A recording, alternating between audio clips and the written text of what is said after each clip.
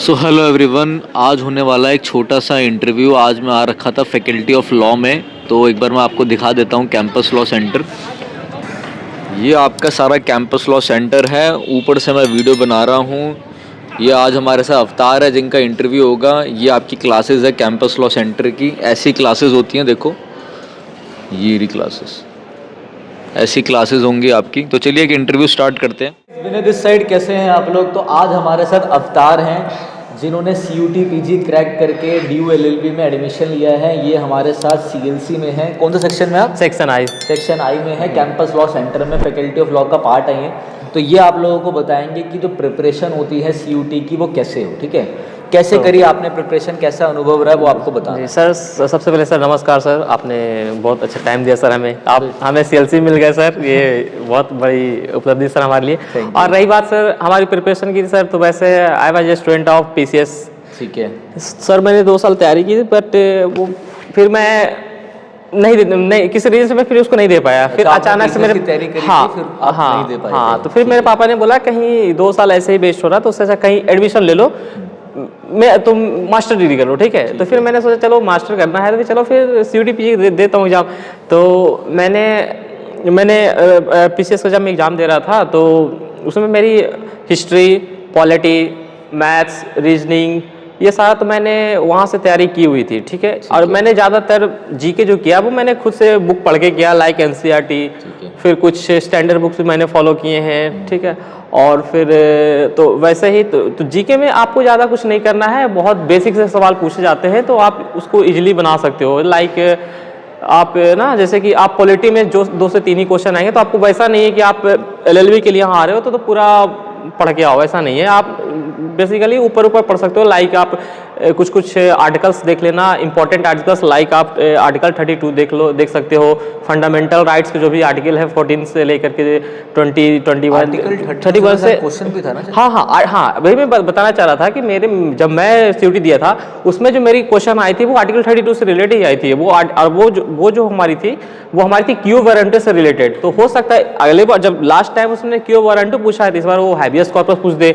यानी वो जो 5 जो भी हमारा उसमें जो आर्टिकल 32 के अंदर है, हैबियस कॉर्पस है, क्यू वारंटो है, मैंडामस है और एक है ऐसे कुछ। हाँ, तो आप इसी 5 में से कोई एक देख लेना, वो आ सकते हैं। आप इंपॉर्टेंट आर्टिकल लाइक आप प्रेसिडेंट से रिलेटेड आप देख सकते हो, प्राइम मिनिस्टर से रिलेटेड देख सकते हो, ठीक है? हमारा बजट कौन से आर्टिकल 112 में हमारा बजट आता है, फाइनेंशियल बजट, आप वो सब देख सकते हो। इंपॉर्टेंट, ज़्यादा आपको कुछ गहराई में नहीं जाके देखना है कि सारा आर्टिकल पढ़ना, नहीं, जो इंपॉर्टेंट है वो पढ़ लो। ये कह रहे हो कि थोड़ा पॉलिटी पढ़ लो, थोड़ा हिस्ट्री, थोड़ा बस ऊपर हाँ, ज़्यादा कुछ एकदम एक्स्ट्रा कुछ इसलिए करने की जरूरत नहीं है। हाँ, और मेन है जो आप इसमें जो कर सकते हो वो PYQ जरूर से बनाना इसके, और आप टेस्ट रेगुलर देते रहा करो। टाइम मैनेजमेंट सबसे बड़ी चीज़ है। क्वेश्चंस तो आसानी होते हैं, बट आपको सबसे बड़ी चीज़ है उसमें टाइम मैनेजमेंट करना है। तो आप PYQ ले सकते हो। आप हमारे PYQ आप हमारे यहाँ पे जो विनय सर हैं इनका फॉलो कर सकते हो। इनका कंटेंट काफ़ी अच्छा है मॉक के लिए। हाँ, मॉक के लिए इनका PYQ तो एक ही होगा बस, तो पिछले PYQ हाँ बिल्कुल, क्योंकि हाँ, तो आप विनय सर का फॉलो कर सकते हैं। इनका ही करके ही तो मैं यहाँ आया हूँ, तो काफ़ी अच्छा। मैंने बस तैयारी मैंने की ही नहीं, बस आप मान सकते हो 20 से 30 दिन ही मैंने बस सिर्फ मॉक मारे हैं, वो भी इनका विनय सर का था तो वही मारा। आज मैं यहाँ हूँ। आपने रीजनिंग कहाँ से पढ़ी? हाँ, रीजनिंग, हाँ, सबसे बड़ी चीज़, सबसे ज़्यादा जो इसमें आपको CUT PG में आपको देखने को मिलेंगे, रीजनिंग और math. This is going to be a deciding factor of your taking admission in university. Reasoning and maths, ये सारा इसी पे ही है, ठीक है? और आप रही बात रीजनिंग का, तो आप इजीली आप आर्य सवाल को फॉलो कर सकते हो। रीजनिंग एंड मैथ भी आप दोनों वहाँ से इजीली ऊपर भी बना अगर आप कर लेते हो तो वहाँ से भी आपका हो जाएगा। बहुत ज़्यादा हाँ, ऐसा लेंदी नहीं है, बहुत ऊपर है। सिलेबस कर लो, डिट्टो सिलेबस। क्वेश्चन प्रैक्टिस ज़्यादा। हाँ, क्वेश्चन का प्रैक्टिस आपका बहुत ज़्यादा होना चाहिए। आप कोई भी एक ही टॉपिक पढ़ो लेकिन उसका क्वेश्चन ज़्यादा बनाया करो, ठीक है? जैसे परसेंटेज, अगर उसमें भी बताऊँ तो आप परसेंटेज में ज़्यादा कर लो, प्रॉफिट लॉस, कंपाउंड इंटरेस्ट, ये सब ज़्यादा आप फोकस करके उसमें पढ़ सकते हो।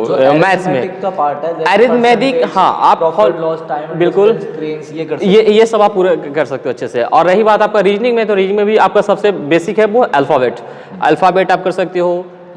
मिरर इमेज के भी साथ 1-2 क्वेश्चन थे। हाँ, मिरर इमेज भी थे, हाँ, कोडिंग डिकोडिंग, सबसे ज्यादा तो कोडिंग आप कर लेना। और एक ब्लड रिलेशन, हाँ, ब्लड रिलेशन आप कर सकते हो। तो ये सब आप इतना भी आप अगर कर लेते हो ना, और अगर इसको आप कंटिन्यू रखते हो इसको, आप अगर आप मॉक देते हो ना, तो मैं कह देता हूँ कि आपका गारंटी चांस है कि आप DU में अगले साल हो, यहाँ आ जाओगे। अगले साल हमारे साथ इंटरव्यू हो रहा होगा, इस बात की मैं फुल गारंटी देता हूँ। और सर कैसे करें? यही बात, दूसरा एक और सबसे इंपॉर्टेंट है, मैथ्स रीजनिंग हो गए, अब आपका मेन है जो इंग्लिश है, ये 3 चीज़।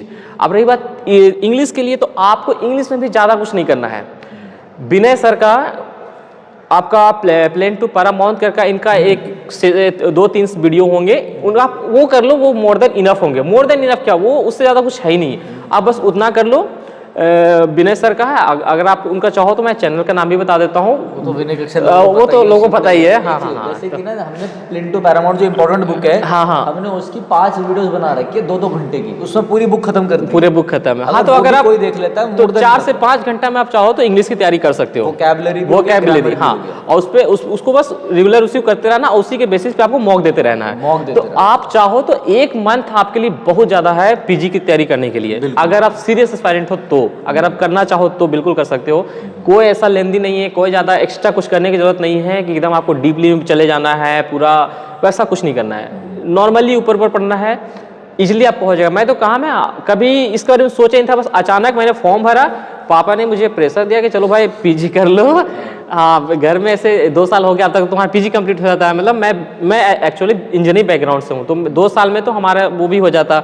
अब मैं चाहता तो मैं ले भी लेता, गेट मैंने दिया था, तो मेरा NIT पटना में मेरा सिलेक्शन, हाँ, हो भी गया था। मैं चाहता तो उसमें से जाके मैं मास्टर कर सकता था, लेकिन मुझे लगा नहीं, जब हमारा इंजीनियरिंग में जब बैचलर में नहीं अच्छा प्लेसमेंट हो पाया, तो उसमें जाने से कोई फायदा नहीं, फिर वो बर्डन है। तो उससे जब मैंने अलग स्कोप चुना, और फिर मैं एक लास्ट क्वेश्चन था मेरा आपसे। हाँ सर, बिल्कुल। जो जनता जानना चाहिए, और मुझे पता है सब लोग जानना चाहते हैं, जो भी हमें देख रहा हो, ठीक है, कि जैसे आप फैकल्टी ऑफ लॉ में आ गए। बिल्कुल सर। बस आपको 1 मिनट में बताना है क्या इंपॉर्टेंस है इसकी फैकल्टी ऑफ लॉ है, यहाँ अगर आप कहीं बाहर से करते हो और यहाँ से कर रहे हो DU के कैंपस से, तो क्या है? देखिए, ये एक बहुत अच्छी क्वेश्चन है कि हाँ, फैकल्टी। अब रही बात लॉ करने की, तो इंडिया में तो बहुत सारे हमारे लॉ यूनिवर्सिटीज़ हैं, NLUs वगैरह हैं, तो आप भाई यू शुड चूज DU। तो DU ना आपको एक पूरा बहुत ज़्यादा डाइवर्सिटी देता है, क्योंकि आपका यहाँ supreme court, high court, Hazari court, बहुत सारे कोर्ट यहाँ है जहाँ आप इजीली इंटर्नशिप, प्रैक्टिस और जो भी कर सकते हैं। तो इसलिए DU बहुत अच्छा इस मायने में। LLB में अगर आप चाहो तो दिल्ली यूनिवर्सिटी काफ़ी अच्छा है, लगभग सब जजेस यहीं के ही फॉर्मर। हाँ, और रही बात कैंपस लॉ सेंटर की भी, अगर आप दिल्ली यूनिवर्सिटी में भी आओ तो आप हमारे कैंपस लॉ सेंटर, तो आप चाहो तो हिस्ट्री देख लो, आप गूगल कर लो, आप जितने भी अभी भी हमारे जो प्रेजेंट CGI हैं, हमारे DY चंद्रचूड़ सर, वो भी हमारे इसी कैंपस लॉ सेंटर के ही स्टूडेंट है। और इवन कि वो ना हमारे PIC मैम है, डॉक्टर अलका चावला मैम, वो भी उनके संपर्क में ही हैं। वो भी हमारे कॉलेज आए हुए हैं, तो वो लोग मिले हैं। हमारे बहुत सारे एलुमिनी यहाँ से गए हुए, अभी भी प्रेजेंट हाई कोर्ट में, चाहे दिल्ली हाई कोर्ट में भी जो भी बहुत सारे मैक्सिमम जजेस हैं, वो भी हमारे campus law centre Delhi university के ही हैं। सो इसलिए you should choose the university for 3 LLB। Thank you everyone. जिसको भी हमारे मॉक चाहिए वो ले सकते हैं, नीचे डिस्क्रिप्शन में लिंक है, नीचे दिया गया हमारा नंबर है, आप इसमें कॉन्टैक्ट कर सकते हो। मॉक के लिए, DU से संबंधित किसी भी इन्फॉर्मेशन के लिए, DU LLB, BHU LLB, इनके लिए। Thank you. Hope you guys meet you next year. Thank you.